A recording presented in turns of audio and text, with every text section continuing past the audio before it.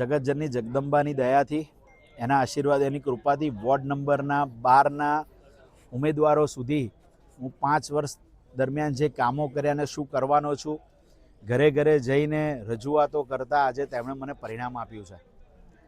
આ જીત મારી નથી, આ જીત પ્રજાની છે. આજે આટલા વર્ષો પછી આ વિસ્તારમાં એને પણ કોંગ્રેસના પંજા ઉપર પણ લોકોએ વ્યક્તિગત મત આપ્યા છે, લોકોએ વિશ્વાસથી મત આપ્યા છે. આ વિશ્વાસ 5 વર્ષમાં ખરો ઉતારવો એ જ મારો મૂળભૂત સિદ્ધાંત રહેશે અને પ્રજાના કામ માટે 24/7 બિલકુલ તૈયાર રહીશું. પક્ષાપક્ષીના રાજકારણને આગળ નહીં લઈ જતા નડિયાદના વિકાસના રાજકારણને આગળ લઈ જવાના પ્રયત્ન કરીશું.